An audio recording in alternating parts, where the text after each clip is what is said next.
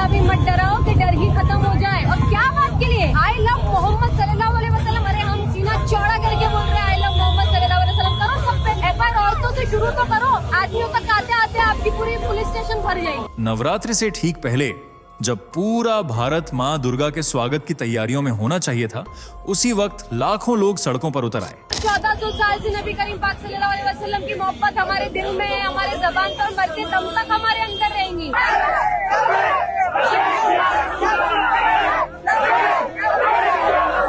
सिर्फ मुसलमान लोगों का ही नहीं, बल्कि बहुत हमारे जो हिंदू भाई भी है, जो संविधान में मानते हैं, जो सेक्युलरिज्म में मानते हैं, वो भी इस चीज का विरोध कर रहे हैं। तो ये सरकार को समझ में आना चाहिए कि लोगों को अब समझ में आ रहा है कि आप क्या कर रहे हैं। पर ये लोग देवी की आरती गाने नहीं आए थे, ये आए थे नारे लगाने, बैनर उठाने और सड़कों को युद्ध भूमि बनाने। क्या आपने कभी सोचा था कि आई लव मोहम्मद जैसे 4 शब्द पूरे देश को हिला सकते हैं?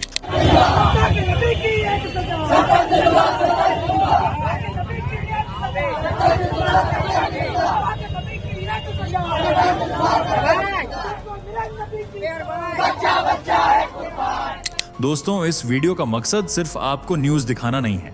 ये आपको वो तस्वीरें, वो सच और वो बयान सुनाना है जिन्हें देखकर आपकी रूह तक हिल जाएगी। क्योंकि ये कोई एक मोहल्ले का मामला नहीं, ये कानपुर से लेकर मुंबई, लातूर से कोलकाता तक फैल चुकी आग है।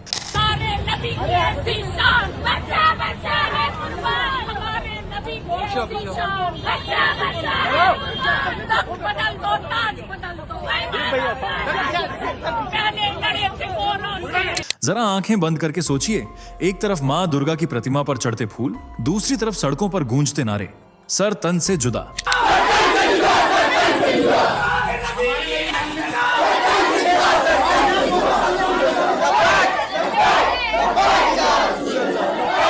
क्या आप महसूस कर पा रहे हैं वो टकराव?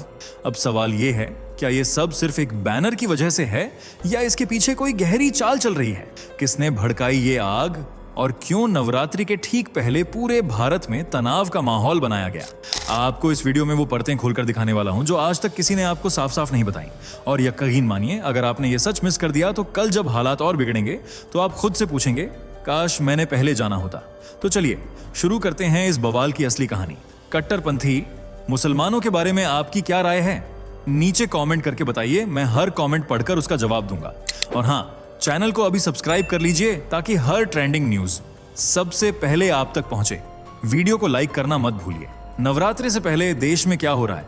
हर गली, हर सड़क, हर शहर से एक ही आवाज, नारेबाजी, विरोध और धार्मिक जुनून की तपिश। जहां देश को उत्सव की रोशनी में रंगना था, वहीं सड़कों पर घना अंधेरा फैल चुका है। सोचिए, जब मां दुर्गा के स्वागत की तैयारी चल रही हो, ठीक उसी वक्त लाखों मुसलमान सड़कों पर उतर आए हों, हाथों में बैनर, जुबान पर गुस्सा और आंखों में एक अलग ही जज्बा। ये क्या हो रहा है? नारे लग रहे हैं, सर तन से जुदा, आई लव मोहम्मद, योगी सरकार मुर्दाबाद। ये कोई आइसोलेटेड घटना नहीं है, ये कोई एक शहर की बात नहीं है, ये भारत के 30 से ज्यादा शहरों की सच्चाई है। कानपुर, भदोही, लखनऊ, मुंबई, लातूर, कोलकाता, आगरा, हर तरफ प्रदर्शन, टकराव, पुलिस की तैनाती और डर। अब सवाल ये है, नवरात्रि से ठीक पहले ये माहौल क्यों बदला? कौन है इस आग के पीछे? क्या ये सिर्फ एक पोस्टर की बात है या कुछ ज्यादा गहरा चल रहा है? आप देखेंगे कि एक तरफ राम की आरती गूंज रही है और दूसरी तरफ एफआईआर के खिलाफ जमकर नारे। ये सिर्फ धार्मिक भावनाओं की टकराहट नहीं, ये उस नाजुक धागे पर हमला है जो हमें एक साथ जोड़ता है। ये वीडियो सिर्फ एक न्यूज रिपोर्ट नहीं है, ये एक अलार्म है, एक चेतावनी।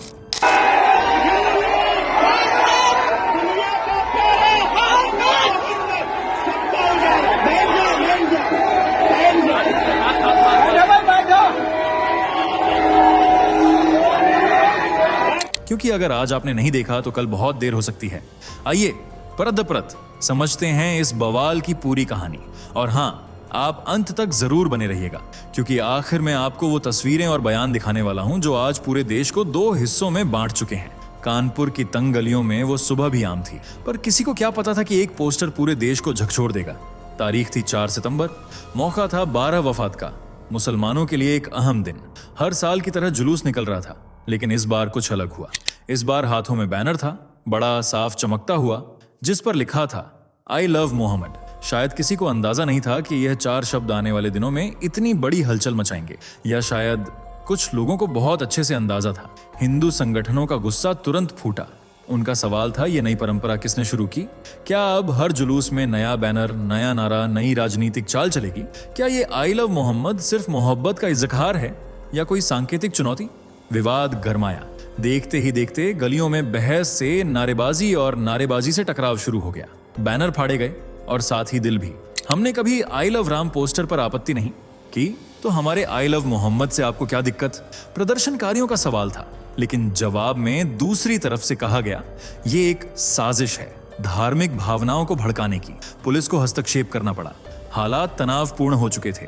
एफआईआर दर्ज हुई सीधे 25 लोगों के खिलाफ। आरोप सांप्रदायिक तनाव बढ़ाने की कोशिश। बस यहीं से चिंगारी लगी। कानपुर का यह बैनर अब सिर्फ एक शहर की कहानी नहीं था, ये बन चुका था एक प्रतीक, विरोध का, पहचान का और टकराव का। इस एक घटना ने देश के कई हिस्सों में वो बर्फ पिघला दी जो सालों से चुपचाप जमा थी। हर किसी के पास अब एक वजह थी सड़कों पर उतरने की। हर किसी के पास एक पक्ष था और एक दुश्मन। क्या ये सिर्फ एक पोस्टर था? आई लव मोहम्मद सल्लल्लाहु अलैहि वसल्लम। अरे हम सीना चौड़ा करके बोल रहे हैं आई लव मोहम्मद सल्लल्लाहु अलैहि वसल्लम। करो सब पे एफआईआर औरतों से शुरू तो करो। आदमियों तक आते आते आपकी पूरी पुलिस स्टेशन भर जाएगी। मेरा रिश्ता क्या? मेरा रिश्ता क्या? या ये शुरुआत थी उस भारत की तस्वीर की जो हम और आप शायद देखना नहीं चाहते? अब बढ़ते हैं उस अगली लहर की ओर, जहां कानपुर की यह चिंगारी यूपी से निकलकर पूरे देश में बवाल बनकर फैल गई। कानपुर की चिंगारी अब तूफान बन चुकी थी। एक बैनर से शुरू हुई बहस अब सड़क की लड़ाई में बदल चुकी थी, और ये लड़ाई अब सिर्फ कानपुर की नहीं रही थी। देखिए, लखनऊ, राजधानी का दिल, जहां आमतौर पर प्रशासन का दबदबा रहता है, वहां भी महिलाएं, पुरुष, बच्चे तक सड़कों पर आ गए। हाथों में वही पोस्टर, आई लव मोहम्मद, जुबान पर वही नारे, हम मोहब्बत के पैगाम को जिंदा रखेंगे।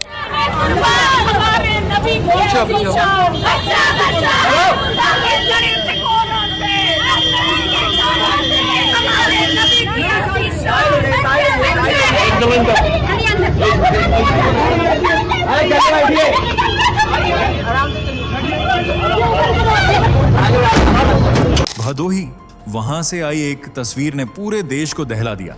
सर तन से जुदा के नारे, खुलेआम, पुलिस खामोश, भीड़ बेकाबू। हर कोई पूछने लगा, ये देश किस दिशा में जा रहा है? आगरा, बनारस, प्रयागराज, हर शहर जैसे इस बवाल की चेन रिएक्शन में शामिल हो रहा था। और बात यही नहीं रुकी, बवाल ने यूपी की सीमाओं को पार कर लिया। महाराष्ट्र में देखिए लातूर, छोटा शहर मगर गूंज बड़ी। प्रदर्शनकारियों ने साफ कहा, एफआईआर वापस लो वरना आंदोलन और बढ़ेगा। योगी सरकार के खिलाफ खुलेआम मुर्दाबाद के नारे लगे। मुंबई, देश की आर्थिक राजधानी, भी इस आग से अछूती नहीं रही। रजा अकादमी, जो पहले भी विवादों में रही है, उसने मोर्चा संभाल लिया। हाथों में वही पोस्टर, भीड़ के साथ गूंजता नारा, आई लव मोहम्मद कहने पर अगर सज्जा है तो हम सजा को गले लगाएंगे। पश्चिम बंगाल के इस्लामपुर से लेकर गुजरात के अहमदाबाद तक हर जगह एक ही पैटर्न, जुलूस, पोस्टर, नारे और प्रशासन की बेचैनी। और ये सिलसिला यही नहीं थमा। और भी शहर हैं जहां लोग सड़कों पर हैं। हर सड़क पर एक जैसी तस्वीरें, हर नारे में एक जैसी आग, हर पुलिस अधिकारी के चेहरे पर एक जैसी बेचैनी। ये कोई सामान्य विरोध नहीं था, ये था एक भावनात्मक विस्फोट जो सीमाओं को नहीं मानता। प्रशासन के लिए ये अब लॉ एंड ऑर्डर का मामला नहीं रहा, ये बन चुका था आस्था, अस्मिता और आंदोलन का ज्वालामुखी। अब ये जानना जरूरी था, इस आग में किसने तेल डाला, किसने इस चिंगारी को हवा दी, और कौन कौन नेता अब इस बवाल की सियासत में कूद पड़ा है। आई लव मोहम्मद, तुम्हें चिल्ला चिल्ला के बोलो, मेरे पर ये फायर कर दो। मोहम्मद, जितने मोहम्मद जो आए थे दुनिया में, वो सिर्फ मुसलमानों के लिए नहीं आए थे, वो रहमतुल आलमीन, पूरे आलम के लिए एक रहमत लेकर आए थे।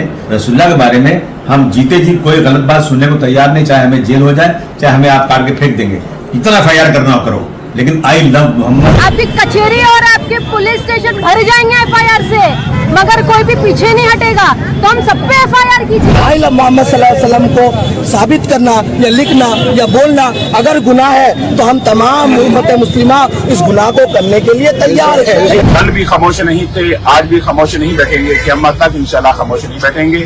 हमें किसी भी हाल में अपने आका की शान में गुस्ताखी बर्दाश्त नहीं। क्या मोहब्बत में हम कुछ कर नहीं सकते, कुछ बोल नहीं सकते, तो लोगों के ऊपर FIR भी दर्ज की जा रही है और हम इसकी कड़ी निंदा करते हैं। हम लोग को अपने धर्म को मनाना है, कोई दूसरा भी हम लोग ने ये सब ना बोले। आइए अगले हिस्से में देखते हैं जब मंच पर उतरते हैं ओवैसी, अब्बू आजमी और वो सभी चेहरे जो इस आग को और तेज कर देते हैं। जब सड़कों पर नारे गूंजते हैं, जब भीड़ इकट्ठा होती है तो राजनीति खामोश नहीं रहती।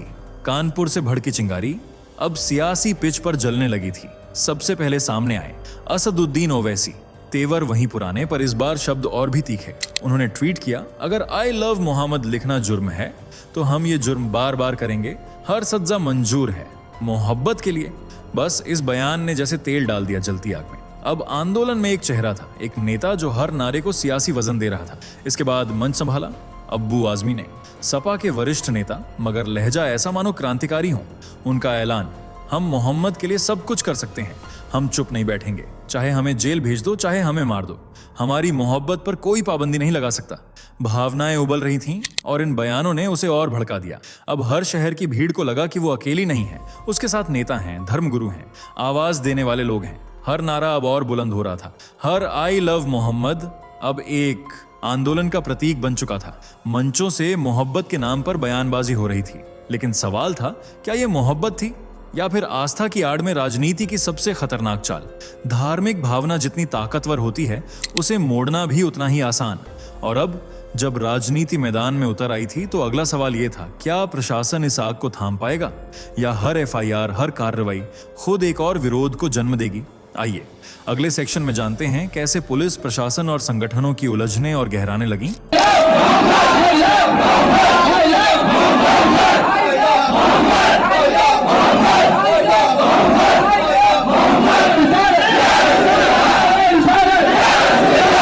अब तक जो मामला भावनाओं तक सीमित था, वो अब कानून की चौखट तक आ पहुंचा था।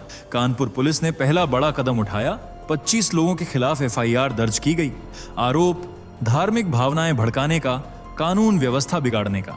लेकिन ये कदम आग बुझाने वाला नहीं निकला, उल्टा ये चिंगारी को भड़काने वाला साबित हुआ। FIR की खबर जैसे ही फैली, रजा अकादमी, जो पहले भी कट्टर नारों और आंदोलन के लिए जानी जाती है, पूरे जोश के साथ सड़कों पर उतर आई। मुंबई से लेकर लातूर तक रजा अकादमी के कार्यकर्ता हाथों में वही पोस्टर लिए, आई लव मोहम्मद, और जुबां पर वही नारे, सर तन से जुदा, हम मोहब्बत नहीं छोड़ेंगे। अब देश के सामने एक बहुत बड़ा सवाल खड़ा था, क्या प्रशासन धार्मिक अभिव्यक्ति को दबा रहा है या क्या ये FIR कानून और व्यवस्था को बचाने के लिए जरूरी थी? एक तरफ था कानून, दूसरी तरफ थी आस्था। एक तरफ पुलिस की FIR, दूसरी तरफ लोगों का यह कहना, क्या अब मोहब्बत जताना भी गुनाह है? प्रशासन की चुनौती ये नहीं थी कि कानून तोड़ने वालों को रोका जाए, चुनौती ये थी कि वो कैसे एक समुदाय को ये समझा पाए कि ये कार्रवाई धर्म के खिलाफ नहीं बल्कि अशांति के खिलाफ है। लेकिन भावना जब उफान पर होती है तो तर्क पीछे छूट जाते हैं। हर FIR, हर पोस्टर फाड़ना अब एक नई लहर का बहाना बन चुका था।